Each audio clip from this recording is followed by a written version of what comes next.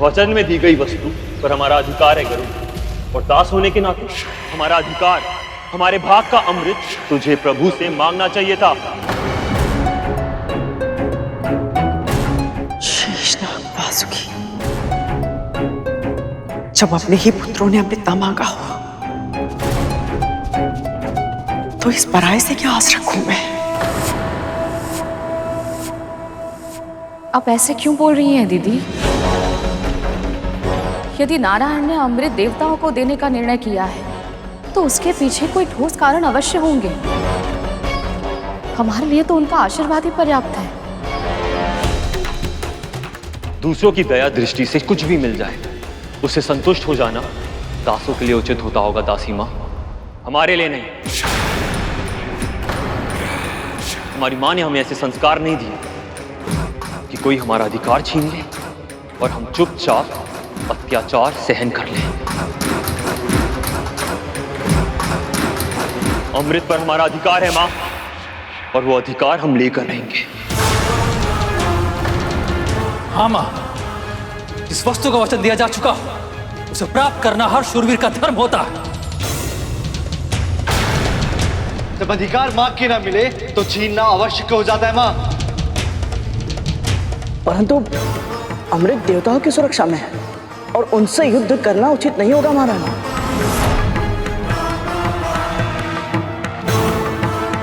दीदी, नारायण के विरुद्ध जाने की भूल मत कीजिए, रोकिए इन्हें। आशीर्वाद दीजिए मां।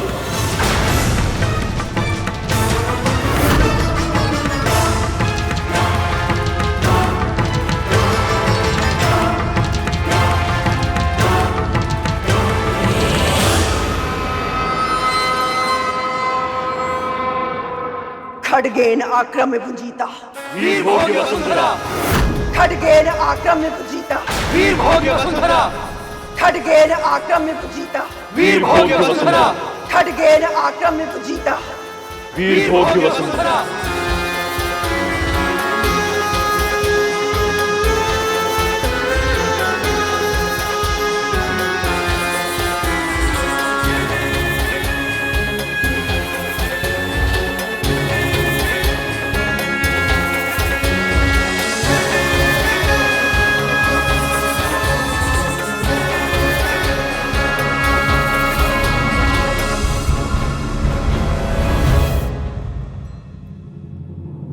अब क्या होगा मां?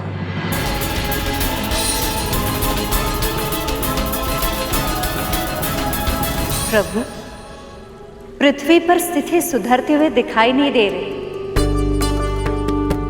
कद्रू ने ना तो विवाह में कुछ सीखा और ना ही व्यक्तिगत अनुभव से।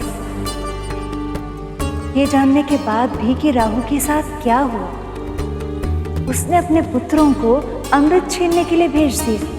कद्रू को यदि उचित अनुचित का भेद ज्ञात होता तो विंता को इतने समय तक उसके पास दासी बनकर नहीं रहना पड़ता। कहते हैं ना देवी, विनाश काले विपरीत बुद्धि। पर प्रभु, जब तक कद्रू की आंखें नहीं खुलेंगी विंता को दासत्व से मुक्ति नहीं मिलेगी। गुरु दत्तात्रेय ने कहा था विंता की मुक्ति अमृत से जुड़ी हुई है। पर कैसे प्रभु? विधि के विधान का केवल अनुमान लगाकर उसे समझा नहीं जा सकता देवी। उसके अर्थ और उद्देश्य को तभी समझा जा सकता है जब जो होना वो हो गया है। प्रभु, मैं इतनी प्रतीक्षा नहीं कर सकती, कुछ तो संकेत दीजिए। विधि अपना रूप आकार लेना आरंभ कर चुकी है। इसके परम चरण में मेरी सहायता है। बद्रिका आश्रम में तपस्या कर रहे मेरे अंशावतार नग और नारायण करें।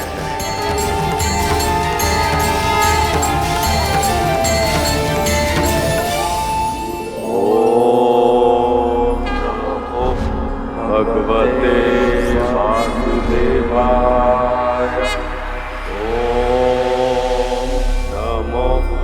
भगवते वासुदेवाय। ओम नमो भगवते वासुदेवाय। वासुदेवाय। ओम नमो भगवते वासुदेवाय। ओम नमो भगवते वासुदेवाय। ओम नमो भगवते वासुदेवाय।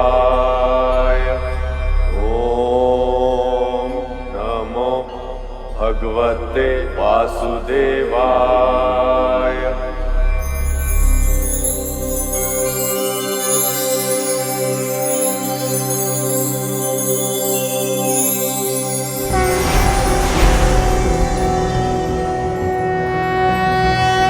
नमस्ते ब्रह्मरूपाय विष्णुरूपाय ते नमः। नमस्ते रुद्ररूपाय करिरूपाय ते नमः। विश्वरूप स्वरूपाय नमस्ते ब्रह्मचारिणे। भक्तप्रियाय देवाय नमस्तुभ्यं विनायक। ओम नमः।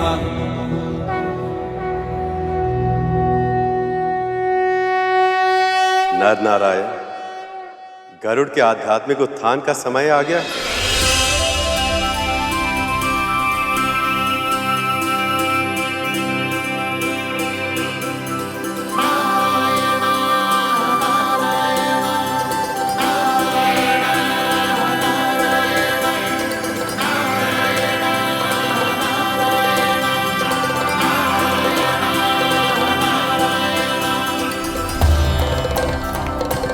हम समझ गए प्रभु, आप जैसा चाहते हैं वैसा ही होगा।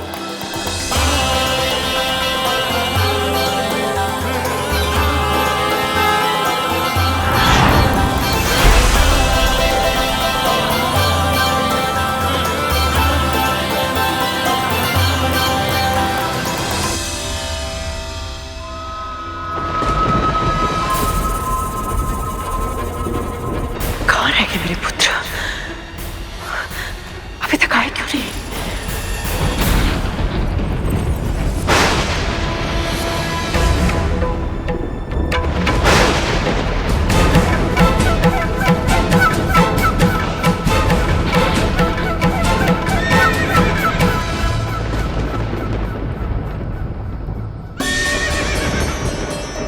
देवराज इंद्र का रथ, इसका अर्थ है मेरे पुत्र विजयी हुए।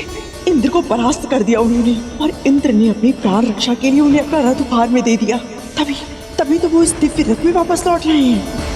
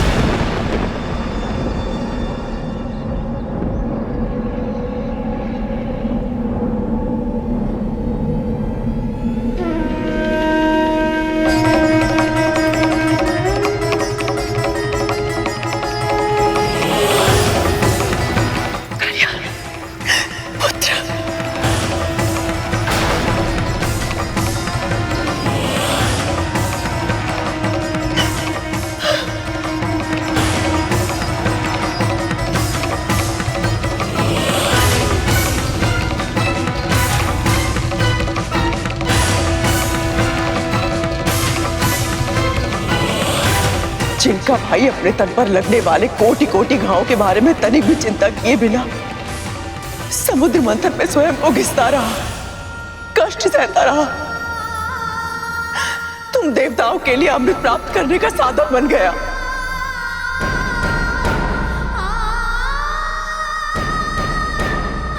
उन्हीं के साथ इतना निष्ठुर व्यवहार। ये उन्हीं वासुकी के भाई और आपके पुत्र हैं विमाता, इसीलिए जीवित हैं।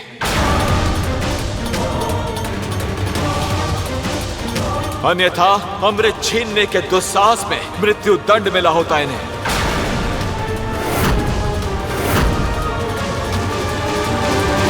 अमृत पर जितना अधिकार आप देवताओं का है, उतना ही मेरे पुत्रों का भी।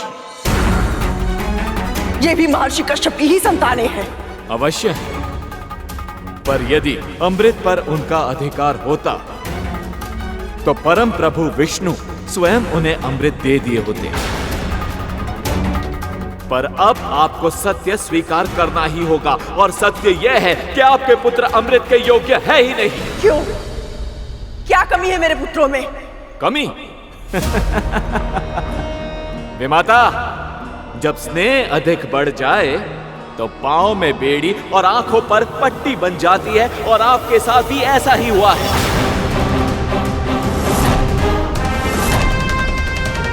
माना मेरे नाग भाइयों ने अमृत की लालच में आकर देवराज पर आक्रमण करने की भूल की है, किंतु इन्हें बड़ी मां से इस प्रकार से बात नहीं करनी चाहिए।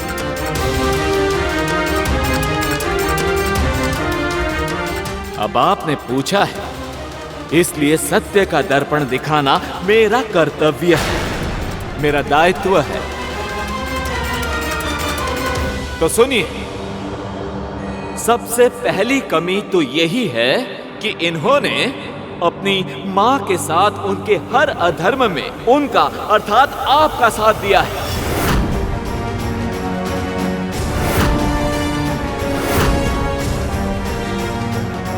फिर चाहे वो अपनी विमाता देवी विंता को दासी बनाकर उनके साथ अपमानजनक व्यवहार करना हो, या फिर डिम के भीतर अपने भाइयों के प्राण लेने का प्रयास करना हो।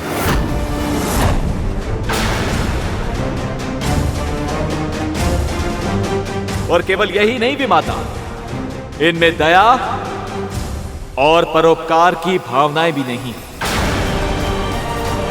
स्वभाव से ही विषैले हैं ये।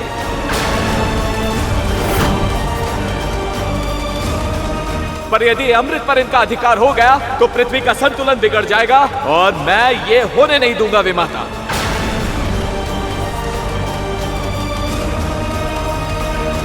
पर देवराज, तुम ये बात इन्हें प्रेम से भी तो समझा सकते थे ना। तुम भी तो इनके भाई हो ना। हाँ देवराज, माँ सही कह रही है। इनके साथ इतने निष्ठुर व्यवहार की आवश्यकता नहीं थी। विमाता विंता, गरुड़, आप दोनों भूल रहे हैं कि पहला आक्रमण इन्होंने किया था।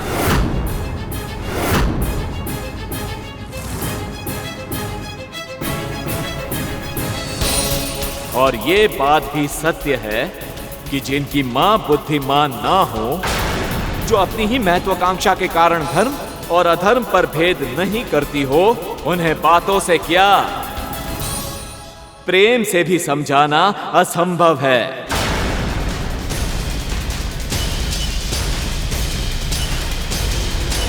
नियम के अनुसार मृत्यु दंड मिलना चाहिए इन्हें, पर मैंने इनके प्राण दान में दिए हैं। ये दया नहीं है तो और क्या है विमाता?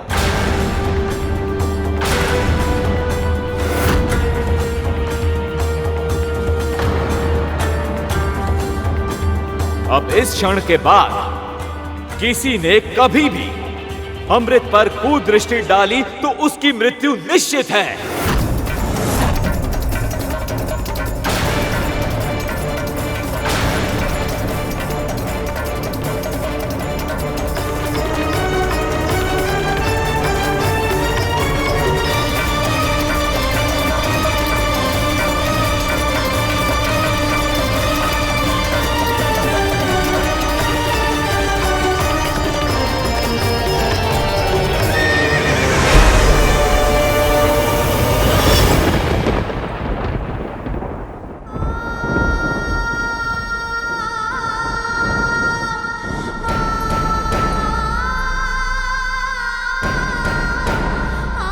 स्वयं को संभालिए दीदी, कुछ नहीं होगा इन्हें, स्वस्थ हो जाएंगे ये।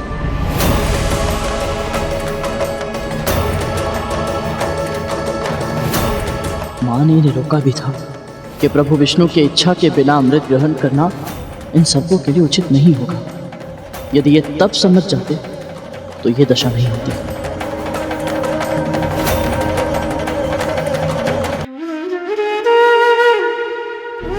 बहुत पीड़ा पहुंची है बड़ी माँ को। देवराज को इनके पुत्रों के विषय में ऐसे कटु वचन नहीं कहने चाहिए थे।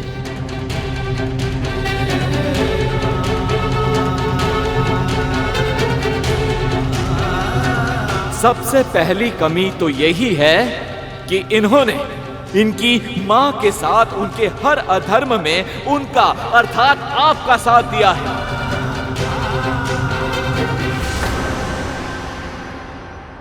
ये उन्हीं वासुकी के भाई और आपके पुत्र हैं विमाता कद्रु, इसीलिए जीवित हैं, अन्यथा अमृत छीनने के दुस्साहस में मृत्यु दंड मिला होता इन्हें।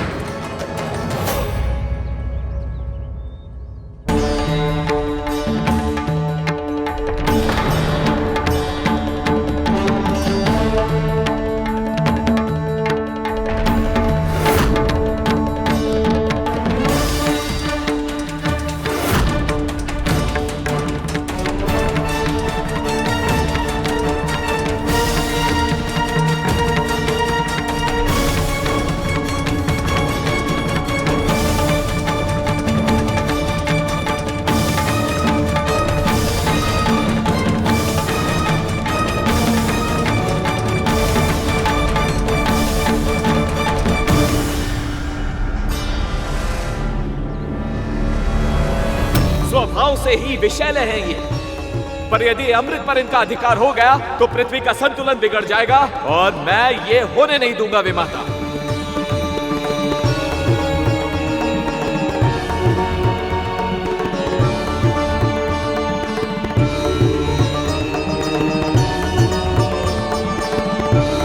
विमाता, जब स्नेह अधिक बढ़ जाए तो पांव में बेड़ी और आंखों पर पट्टी बन जाती है और आपके साथ भी ऐसा ही हुआ है।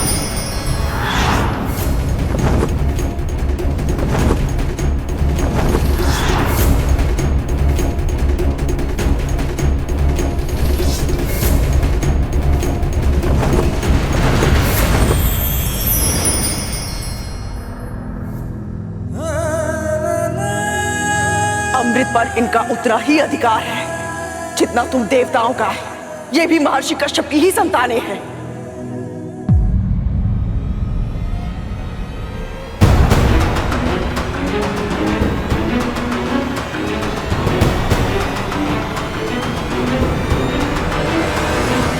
मैं जहां जहां जा रहा हूं ये दोनों मुझे वहां दिख रहे हैं, और ये मुझे इस प्रकार क्यों देख रहे हैं?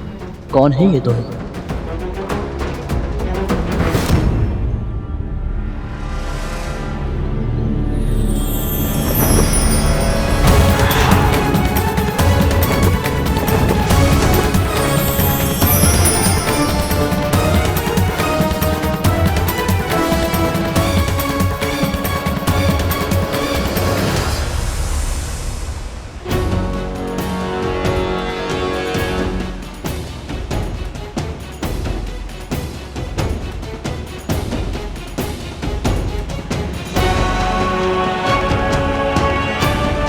ये अवश्य ही कोई देव आत्मा होगी। ये मुझे हर जगह दिख रहे हैं और इनके दर्शन से मन में शांति का अनुभव हो रहा है।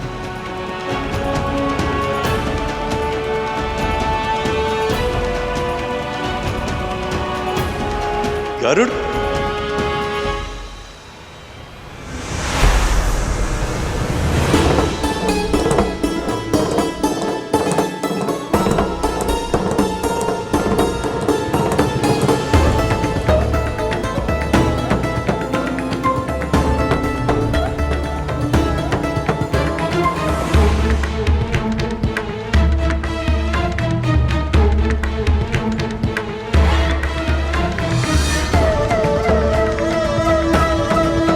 आप दोनों कौन हैं?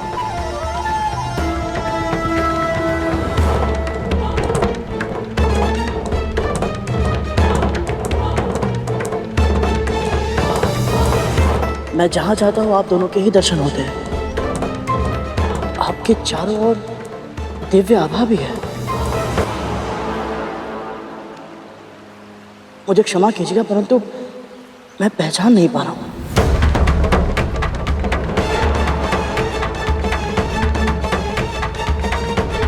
मैं नर हूं और ये है नारायण।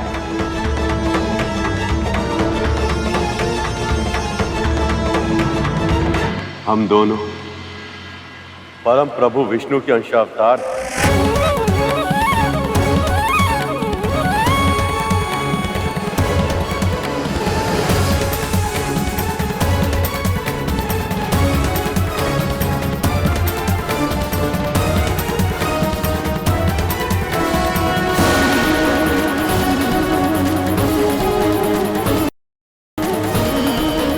तुम्हारी कुंडलिनी जागृत करने हेतु नर नारायण से शिक्षा आवश्यक है,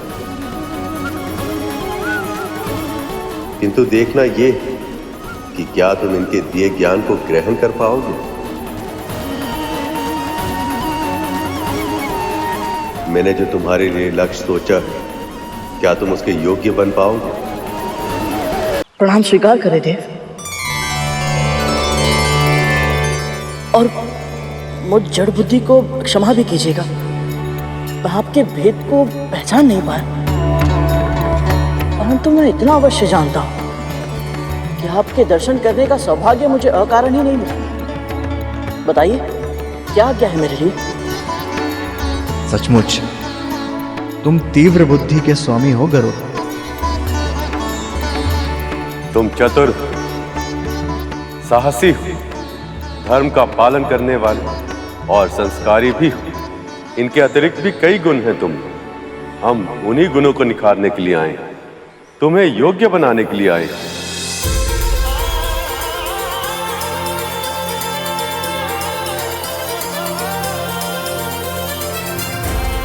योग्य बनाने अर्थात?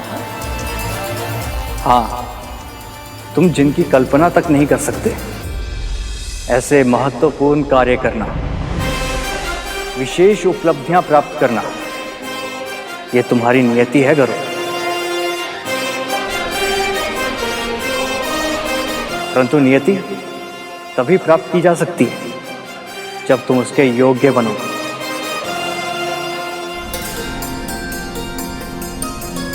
और योग्यता कैसे प्राप्त होगी, हम इसी का प्रशिक्षण देने आए हैं। ऐसा कौन सा कार्य करना है मुझे जिसके प्रशिक्षण के लिए श्री विष्णु के अंश अवतारों को स्वयं आना पड़ा?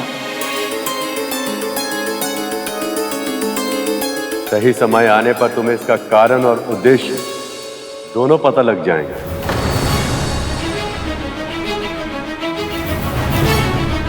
किंतु अभी हम तुमसे ये जानना चाहते हैं कि क्या तुम मन से, कर्म से और वचन से इस प्रशिक्षण को प्राप्त करने के लिए तैयार हो?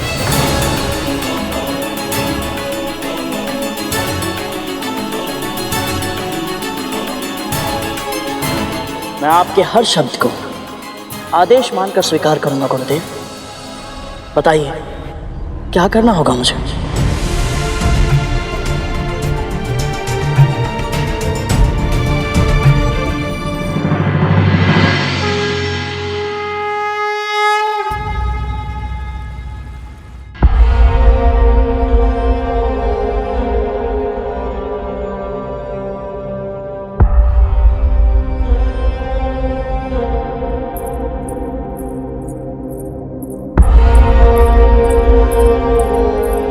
दीदी ले। कब तक विंता? कब तक? कब तक मेरे पुत्र यूं ही युद्ध में पराजित होते रहेंगे और चोटिल होते रहेंगे?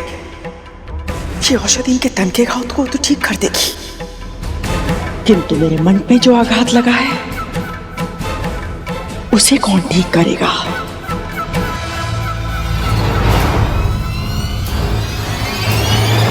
मैं भीतर से रक्त रंजित हो गई हूं, उसकी पीड़ा कैसे ठीक होगी? कैसे विंता, कैसे? दीदी जो नहीं मिला है उसके बारे में सोचकर स्वयं को दुखी क्यों कर रही हूँ? जो मिला है उस सौभाग्य का ध्यान कीजिए। स्वयं माँ लक्ष्मी और प्रभु विष्णु ने आपको आशीर्वाद।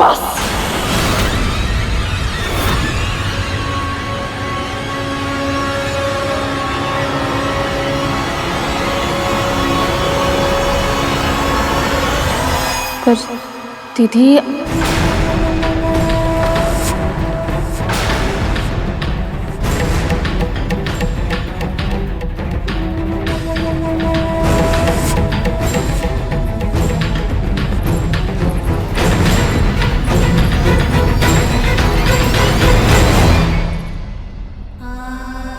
ये नागपुत्र इतने कष्ट में है, दीदी क्रोध में है और गरुड़ भी दुखी होकर न जाने कहां चला गया है।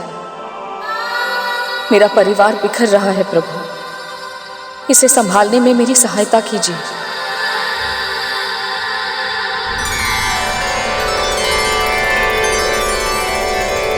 ॐ आदित्याय विद्महे सहस्रकिरण्य धीमहि तन्नो सूर्य प्रचोदयात्।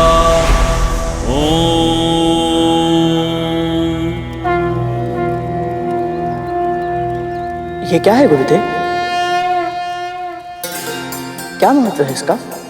ये 5 अग्नियों का ज्ञान देने वाली पंचाग्नि विद्या है गण। इसका अर्थ चारों दिशाओं अर्थात पूर्व, पश्चिम, उत्तर और दक्षिण से प्रकट होने वाली सूरज देव की ऊर्जा और इस हवन कुंड से प्रकट होने वाली अग्निदेव की ऊर्जा, इन 5 का मिश्रण।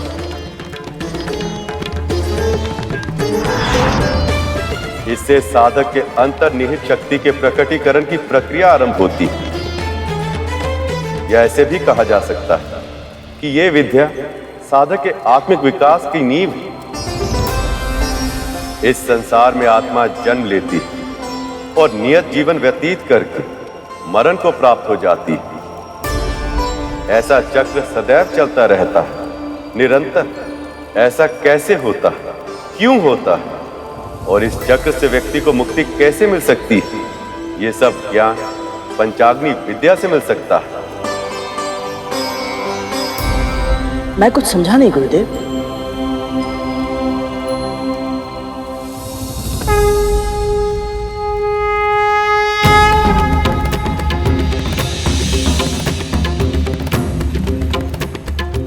हम सब में एक दिव्य महाशक्ति छुपी होती है जिसका नाम कुंडलिनी।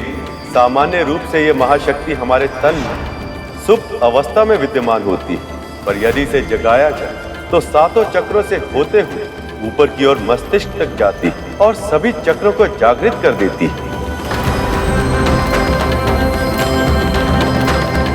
इनमें प्रथम चक्र होता है मूलाधार चक्र।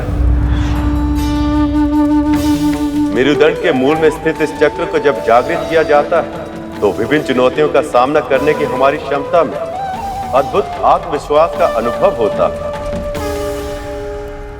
ऐसा लगता है जैसे हम अपने दोनों पांवों पर पूरी दृढ़ता से खड़े होने में सक्षम हैं। पर जब ये अवरुद्ध तो हमें संकट का आभास होता है। ऐसा लगता है जैसे हम अस्थिर भूमि पर खड़े हैं और कभी भी गिर सकते हैं।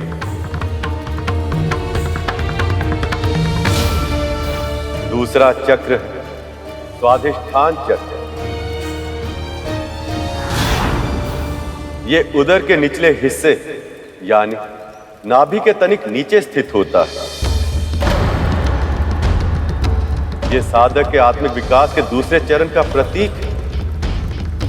हम अपनी और अन्य व्यक्तियों की भावनाओं के साथ कैसे जुड़ते हैं, इसे समझने में ये चक्र हमारी सहायता करता है। तीसरा चक्र मणिपुर चक्र।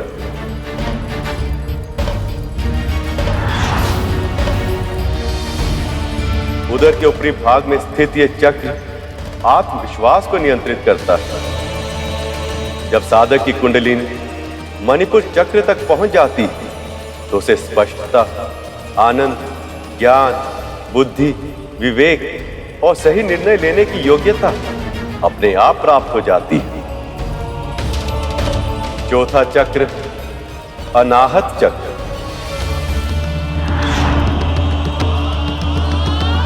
हृदय के समीप व्यक्ति के वक्ष के मध्य में स्थित यह चक्र अपने से नीचे और अपने से ऊपर चक्रों के मध्य में पुल की भांति कार्य करता है। प्रेम, आनंद और शांति इसी चक्र के नियंत्रण में है।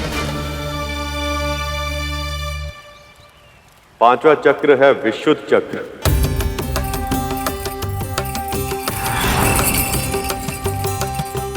कंठ के पीछे स्थित यह चक्र संवाद, अभिव्यक्ति और सत्य को नियंत्रित करता है। आज्ञा चक्र, चक्रों के इस क्रम में ये छठा चक्र है गर्भ। कुछ व्यक्ति इसे साधक की तीसरी आंख भी कहते हैं, क्योंकि ये आत्मा की आंख की तरह कार्य करता है। इसके सिद्ध हो जाने पर साधक को अंतर्ध्वनि सुनाई पड़ने लगती और अंतर ज्योति दिखाई देने लगती। और फिर सबसे ऊपर होता है सहस्त्रार चक्र या चक्रों का मुकुट। यह सर्वोच्च चक्र होता है गरुड़। मस्तिष्क के ऊपरी भाग में स्थित यह चक्र एक सहस्त्र पंखुड़ियों वाले कमल के समान होता है। यदि साधक इसे सिद्ध कर ले तो उसकी कुंडलिनी शक्ति पूर्णता पा जाती है। तब साधक आत्म अनुभूति और ईश्वर की अनुभूति करने में सक्षम हो जाता है। तब उसका मन पूरी तरह से निश्चल हो जाता है और उसकी आत्मा ब्रह्मांड की चेतना से जुड़ जाती है। ये शक्ति तो बहुत ही अद्भुत है गुरुदेव। क्या मैं कुंडलिनी शक्ति को जागृत करने की प्रक्रिया इस क्षण आरंभ कर सकता हूं?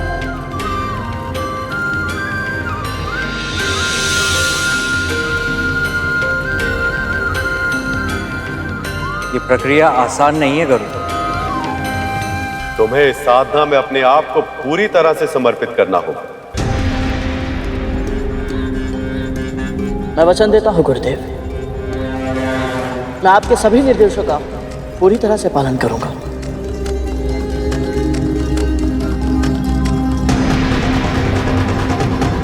हमारे सामने जो अग्नि प्रज्वलित है उस पर ध्यान केंद्रित करो।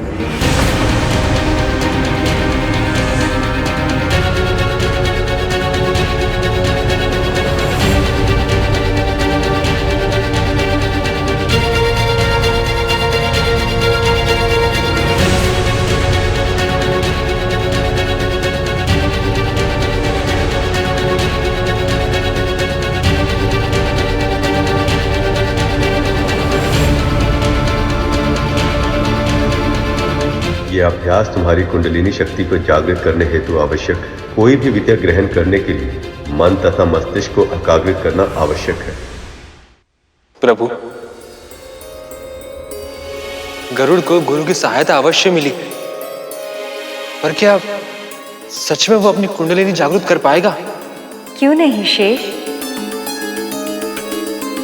इतनी छोटी आयु में गरुड़ ने इतनी सारी उपलब्धियां प्राप्त की है।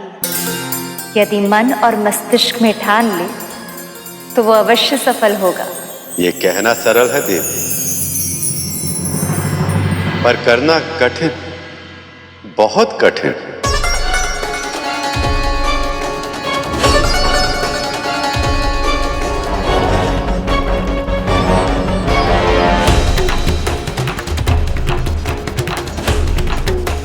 मुझे इस अग्नि को और कितनी देर तक देखना होगा?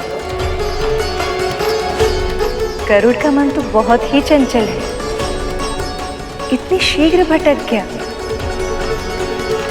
इतने शीघ्र ही धैर्य को खो दोगे तो साधना कैसे करोगे गरुड़?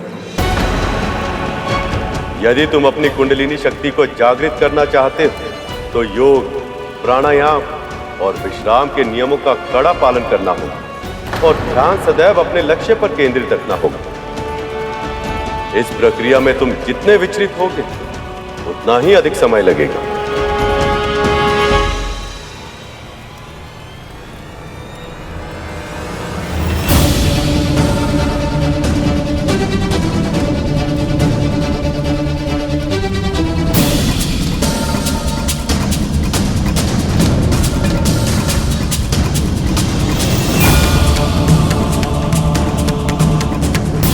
यदि गरुड़ इस प्रथम चरण को ही पार न कर सका तो ये अपने जीवन का लक्ष्य कैसे प्राप्त कर लेगा?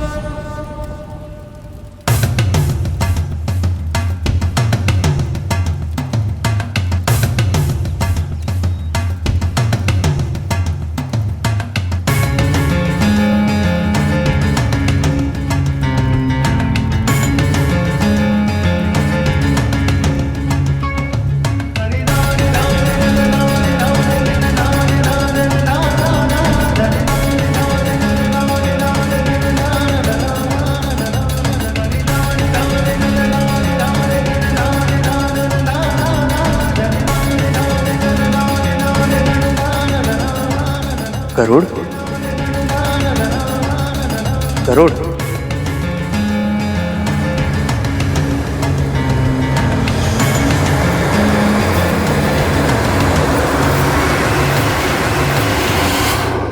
पूरी रात बीत गई है, गरुड़ अभी तक लौटा क्यों नहीं? ओम नमो भगवते वासुदेवाय।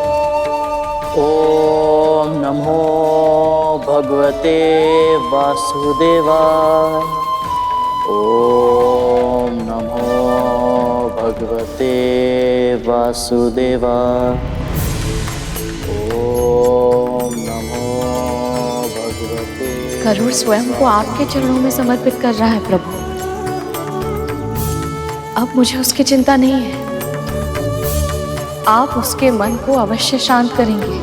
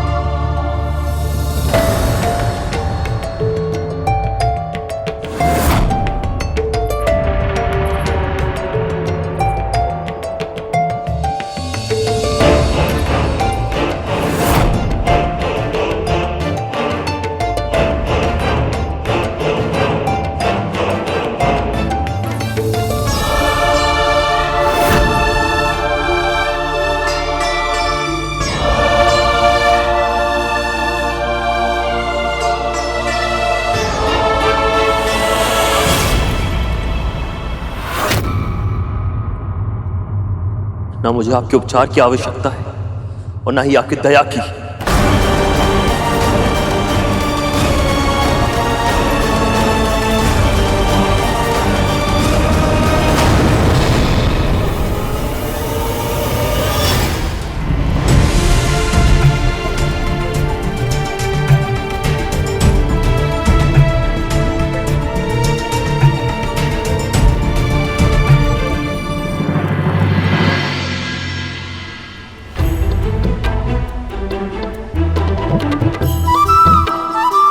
अद्भुत, यहाँ भगवान सो रहे और वहां उनका भक्त।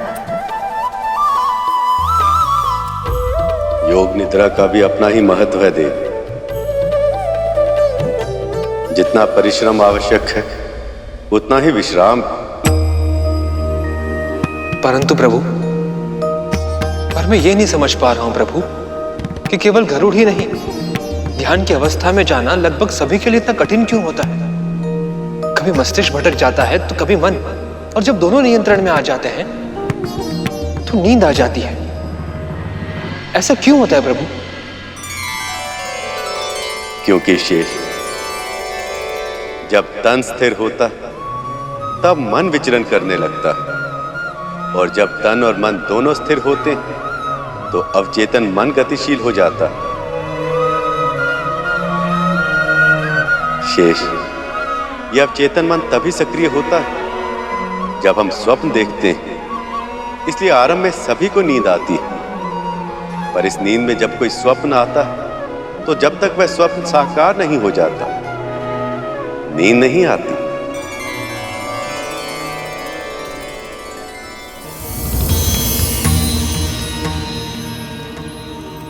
यदि तू मेरा ये कार्य करने के लिए तैयार है तो मैं तुझे और तेरी मां को दासत्व से मुक्त कर दूंगी। तुम्हें ऐसा नहीं करना चाहिए गरुड़, इस पे तुम्हारा अधिकार नहीं। मेरा पुत्र और मैं, हम दोनों मुक्त हो गए, दासत्व से मुक्त हो गए हम दोनों।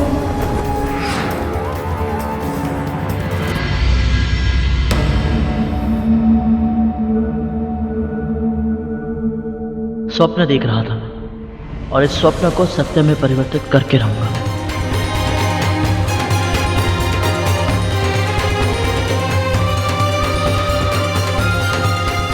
यदि मैंने नर नारायण द्वारा दी गई शिक्षा को योग्यता से प्राप्त कर ली तो उनके कहे अनुसार मैं भविष्य में कई उपलब्धियां प्राप्त करूंगा, और उनमें से मेरी प्राथमिकता होगी मां को दासता से मुक्ति दिलाना। अब मुझे और भी कठिन साधना करनी होगी। ओम नमो भगवते वासुदेवाय। ओम नमो भगवते वासुदेवाय। ओम नमो भगवते वासुदेवाय। ओम नमो भगवते वासुदेवाय। गरुड़, मूलाधार चक्र मेरे द्वारा नियंत्रित होता है। मैं तुम्हारे लिए उसे जागृत करता हूँ ताकि तुम जीवन संघर्ष की चिंता से उबर सको।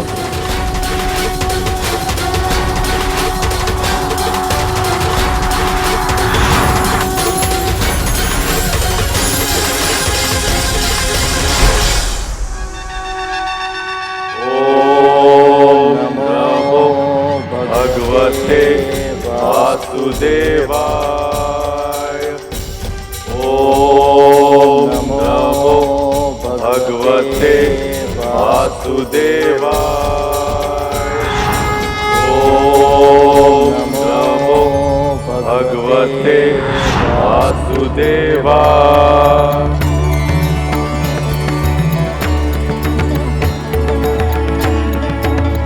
अंततः गरुड़ स्वाधिष्ठान चक्र तक पहुंच ही गया। ओम नमो भगवते वासुदेवाय। स्वाधिष्ठान चक्र को मैं नियंत्रित करता हूं गरुड़। तुम्हारी साधना से प्रसन्न होकर तुम्हारे इस चक्र को मैं जागृत करता हूं। अब से तुम्हारी भावनाएं तुम्हारे नियंत्रण में रहेंगी।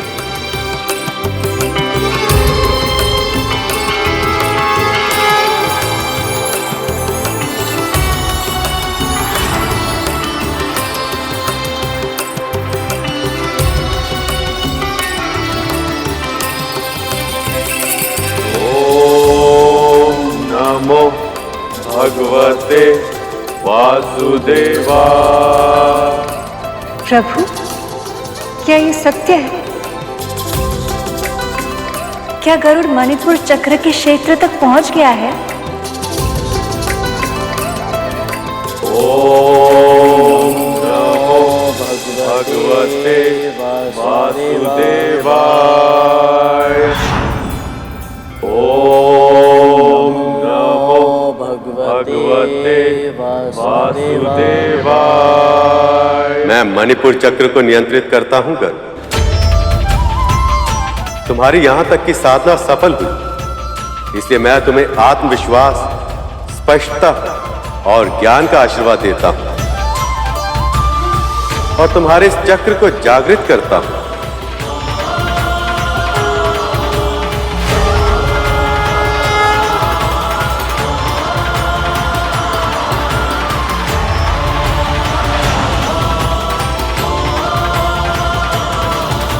प्रभु,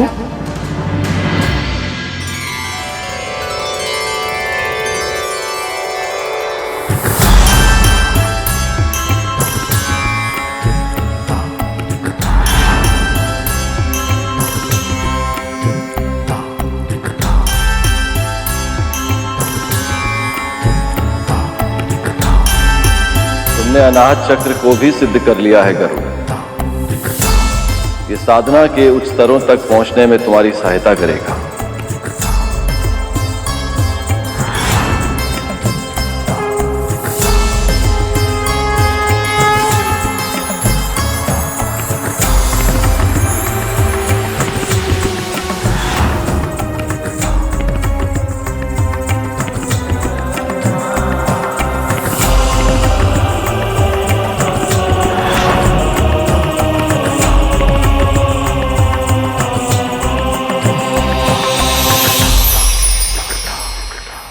जब विंता मां को गरुड़ की इस असाधारण उपलब्धि के बारे में पता चलेगा तो कितनी प्रसन्न होंगी वो।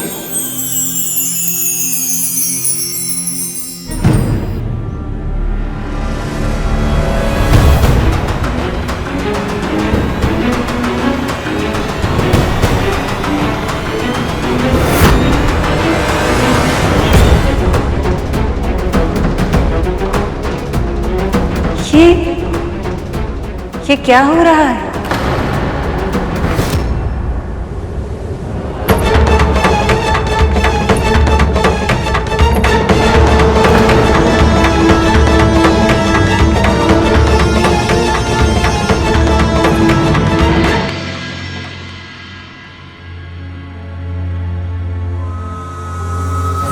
जब वासुकी को लेके जाना था तब देवताओं और असुरों दोनों ने सहमति दी थी कि मेरे पुत्रों में भी अमृत बांटा जाएगा।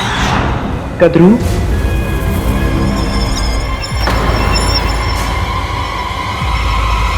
तू फिर से वापस आ गई। मेरा उपहास उड़ाने आई है ना तू मूर्खता कर दी जाए और मैं तुझको हंसू भी नहीं सुननी मुझे तुम्हारी हंसी।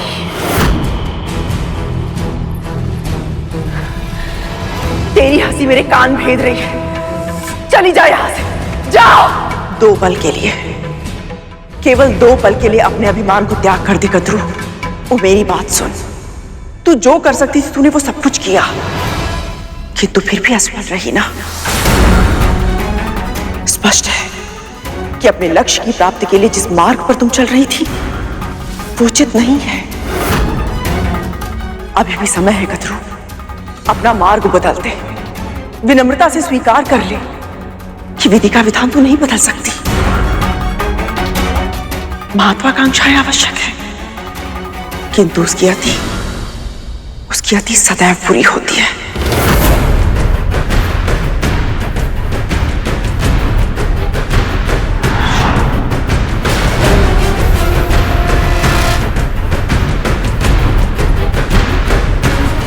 मेरी अंतरात्मा क्या संदेश दे रही है मुझे?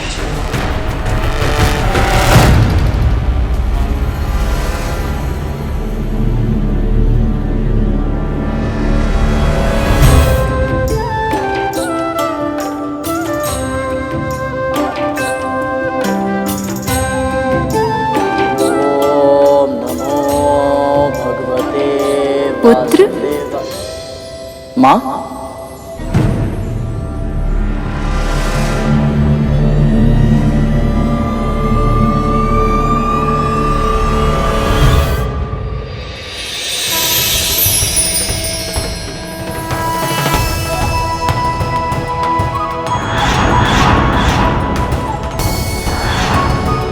क्यों प्रभु? सखी सरस्वती ने गरुड़ को साधना के और ऊंचे स्तर तक पहुंचने से क्यों रोका? सरस्वती ज्ञान की देवी और किसको किस समय कितने ज्ञान की आवश्यकता है, ये उनसे बेहतर और कौन जान सकता है।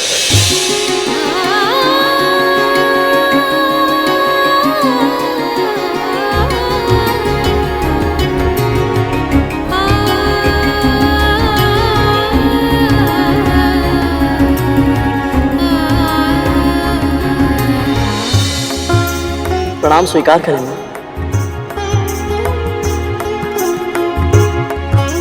जानते हो गरुड़, मुझे तुम्हारी साधना को बीच में ही क्यों रोकना पड़ा?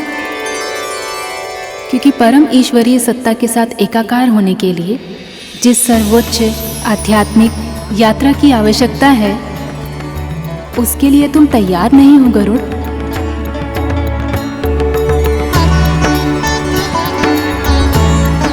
अपनी उस यात्रा को आरंभ करने से पहले तुम्हें मात्र ऋण चुकाना होगा। तुम्हें अपनी माँ को दास्ता से मुक्त कराना होगा।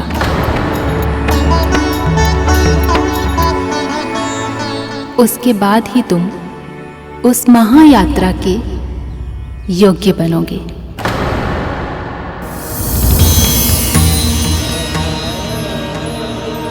प्रभु, ये कैसी लीला है आपकी?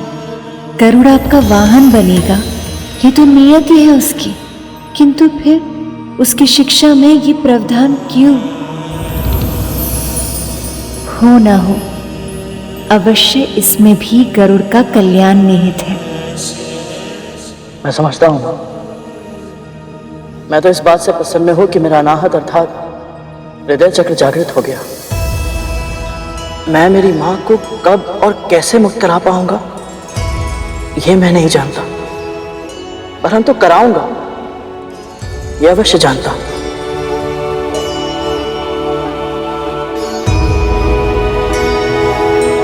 और जहां तक प्रश्न आगे की यात्रा का है मां, तो मेरी मां सदैव कहती है, यदि मन भक्ति से भर जाए तो प्रभु को पाने की शक्ति अपने आप ही अर्जित की जा सकती है। प्रभु की कृपा से मैं ये योग्यता भी अर्जित अवश्य कर लूंगा। तुम अपने दोनों लक्ष्य अवश्य पूर्ण करोगे। मेरा आशीर्वाद तुम्हारे साथ है।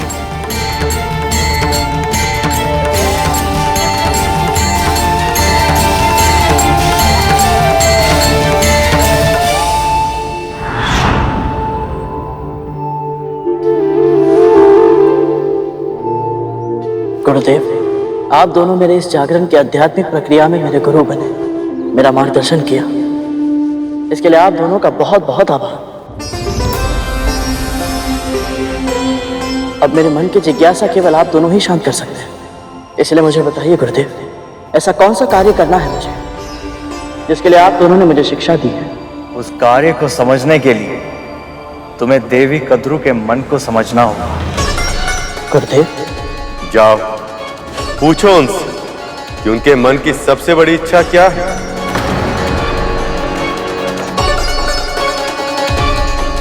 जो आज्ञा गुरुदेव।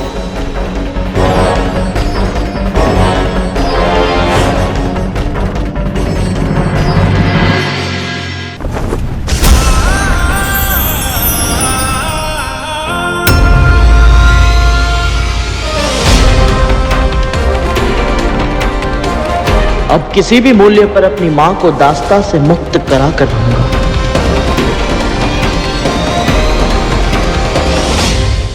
मां,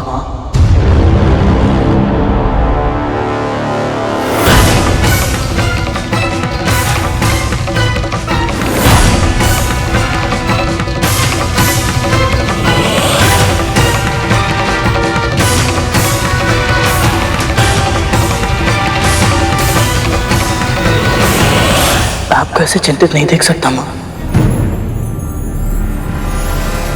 बताइए, क्या है आपके मन में? क्या है आपकी सबसे बड़ी इच्छा?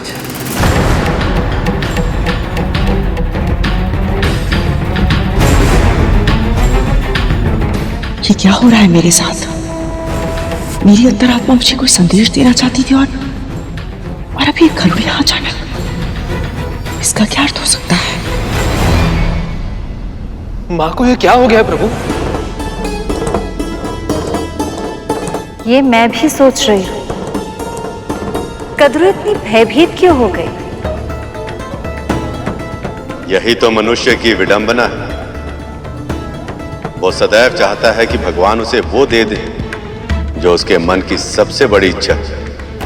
और यदि अचानक स्वयं भगवान आकर ये कह दे कि मांगो तुम्हें क्या चाहिए, तब उसे विश्वास नहीं होता, वो सक पका जाता है और ऐसी अवस्था में कुछ ऐसा मांग लेता है जो उसे नहीं मांगना चाहिए।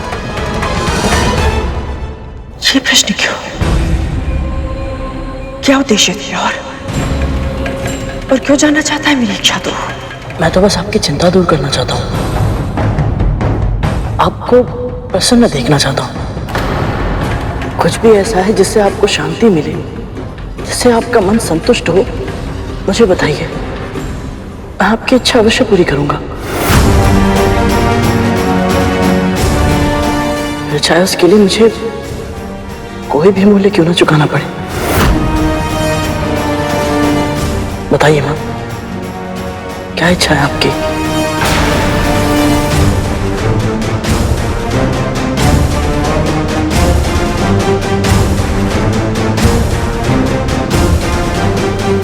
खड़गीन आक्रम जीता, वीर भोग्या वसुंधरा। मेरे पुत्र सबसे शक्तिशाली हो, स्वर्ग के सिंहासन पर राज करे, अजर अमर हो जाए और अमृत चाहिए मुझे।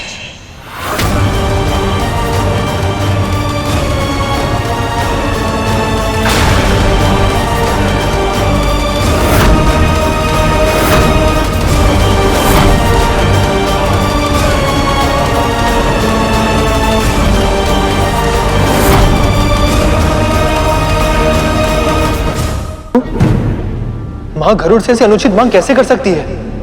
देवराज इंद्र ने इतना समझाया, फिर भी कद्रु समझ क्यों नहीं रहे? अपने पुत्रों को मरणासन अवस्था में देखने के बाद भी उसका मन मान क्यों नहीं रहा कि अमृत पर इनके पुत्रों का अधिकार नहीं है?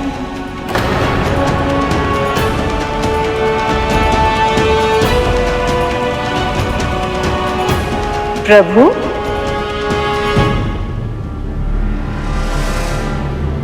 आपने ही कद्रू के मन में अमृत की इच्छा जगाई प्रभु। पर क्यों आप गरुड़ को इतने बड़े धर्म संकट में डाल रहे हैं? यदि गरुड़ को भविष्य में मेरा वाहन बनना है तो सर्वप्रथम उसे धर्म योद्धा बनना होगा। धर्म और अधर्म दोनों को समझना हो, यह गरुड़ की परीक्षा है देव। अब देखना ये कि वह किसका चुनाव करता है।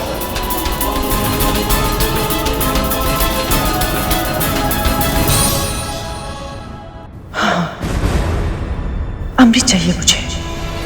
दीदी के पुत्रों के पास संजीवनी विद्या है और अदिति दीदी के पुत्रों के पास अमृत है, तो फिर उनसे रक्षा के लिए मेरे पुत्रों के पास भी समान शक्तियां होनी चाहिए। बस एक बार उन्हें अमृत मिल जाए तो उनका भय समाप्त हो जाएगा। मुझे मृत्यु नहीं हो सकती तो है किस बात का? माँ, ये क्या मांग रही हैं? वही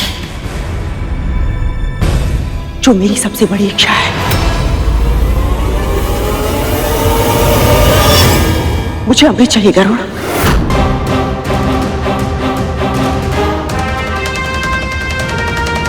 और मुझे विश्वास है कि तू ही ये काम कर सकता है, क्योंकि देवता तुझ पर विश्वास करते हैं।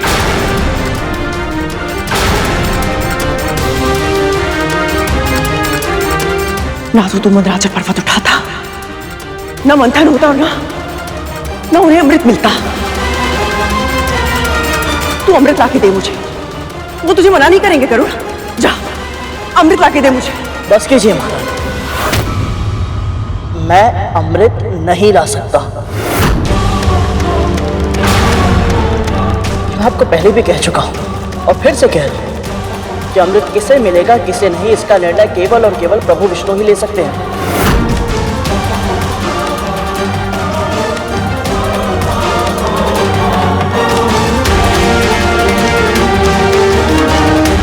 गरुड़ सही कह रहा है दीदी, आपकी ये मांग अनुचित है।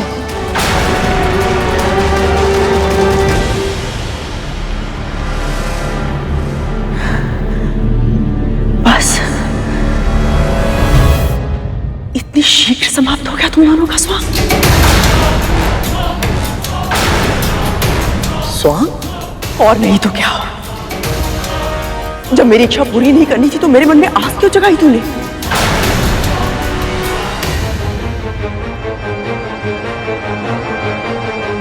मैं अपनी मांग लेके तेरे पास नहीं गई थी, तू स्वयं आया था मेरे पास। स्मरण है ना तूने क्या कहा था? मां, मां बताइए अपनी इच्छा, मैं आपकी हर इच्छा पूरी करूंगा। और जैसे ही मैंने अपनी इच्छा प्रकट की, मैं मां से महारानी बन गई तेरे लिए। हर बार कोई ना कोई षड्यंत्र करता है तू गरुड़, और आज भी मेरी मां की भावनाओं के साथ खेल रहा है गरुड़। नहीं कालिया भैया, मेरी ऐसी कोई इच्छा नहीं थी। आज तूने शांत जल में कंकड़ मारकर फिर हलचल उत्पन्न की है गरुड़।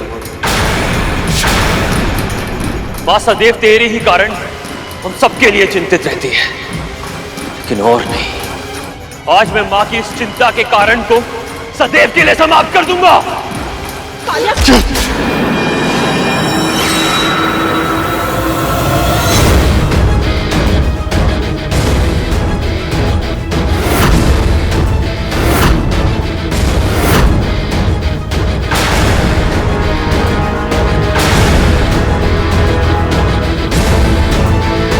इतना क्रोध, इतनी शक्ति, कहीं मेरी अंतरात्मा मुझे ये संदेश तो नहीं देना चाहती थी कि गरुड़ ही मेरे पुत्रों के लिए संकट का कारण बनेगा? नहीं, मुझे मेरे पुत्रों के लिए अब अमृत लाना ही होगा, भले ही मुझे गरुड़ को और विंता को अपनी दास्ता से मुक्ति का वचन ही क्यों ना देना पड़े।